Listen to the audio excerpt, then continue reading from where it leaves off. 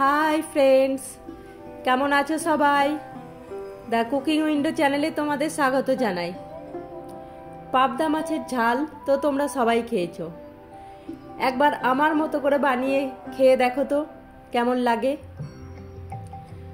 তো এই পাবদা মাছের ঝাল বানানোর জন্য আমি প্রথমে একটা মিক্সি জারে 1 চামচ সাদা আর লাল সর্ষে মিক্স করা আর 1 চামচ পোস্ত আর 2টো কাঁচা লঙ্কা দিয়ে দেবো। তারপর এটা জল দিয়ে একটু ভিজিয়ে রাখবো, তারপর পেস্ট করে নেব। এদিকে আমি 4 পিস মতো মাছ নিয়ে নিয়েছি। এটা মোটামুটি 300-350 গ্রাম মতো ওজন ছিল। তারপর এটাতে লবণ আর হলুদ ভালো করে মাখিয়ে নেব। এই যে দেখো, হাতের সাহায্যে এটাকে এপিট ওপিট করে সুন্দর করে হলুদটা আর লবণটা মাখিয়ে নেব। মাথার ভেতরগুলোতেও ভালো করে মাখাবো। মাখিয়ে এটা আমি তেলে ভেজে নেব। এর জন্য আমি দেখো একটা প্যানে, বেশি নয়, 2-3 চামচ মতো তেল নিয়েছি। নিয়ে তেলটা গরম হওয়ার পর ওতে একটা একটা করে মাছগুলো দিয়ে আমি ভেজে নেব। বন্ধুরা, তোমরা যারা রোজ আমার ভিডিও দেখো, কমেন্ট করো, তাদেরকে আমার অসংখ্য ধন্যবাদ।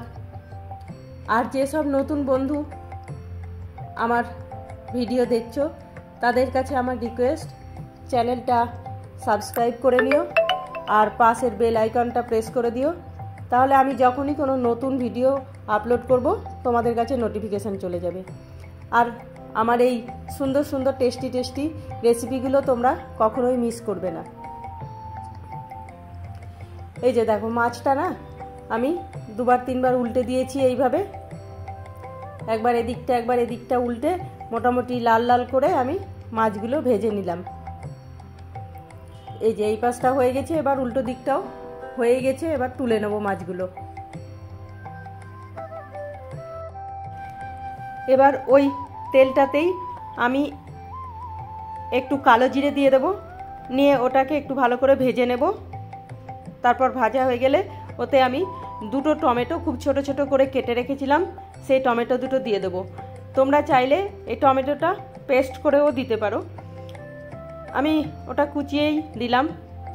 তারপর ওতে একটু লবণ, একটু হলুদ আর একটু লঙ্কা গুঁড়ো দিয়ে ওটাকে খানিকক্ষণ ঢেকে রেখে দেবো। তাহলে টমেটোর জলগুলো বেরোবে আর টমেটোটাও সেদ্ধ হয়ে যাবে।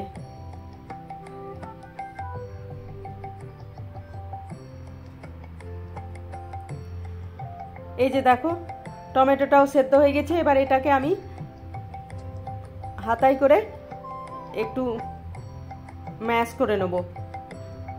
এই যে দেখো, হাতায় করে এটা ম্যাশ করে নিয়েছি। ম্যাশ করে নেওয়া হয়ে গেল আর এদিকে এটা ভাজাও হয়ে গেল। এবার আমি ওই পোস্ত আর সর্ষে যে পেস্টটা বানিয়ে রেখেছিলাম সেই পেস্টটাও দিয়ে দেবো। আর ওই পাত্রটা ধুয়ে একটু জলও দিয়ে দেবো। দিয়ে আবার একটু ভাজবো। আবার এটাকে আমি খুব ভালো করে ভেজে নেব। যতক্ষণ জলটা না শুকায় ততক্ষণ অবধি ভাজবো, তা না হলে সর্ষের কাঁচা গন্ধটা থেকে যাবে। এই যে এটা ভাজা হয়ে গেছে সুন্দর। এবার এতে আমি জল দিয়ে দিলাম। 1 গ্লাস মতো জল দিয়েছি। 1 গ্লাস জল হবে না, হাফ গ্লাস মতো জল দিয়েছি। দিয়ে এবার এটাকে আমি ফুটিয়ে নেব।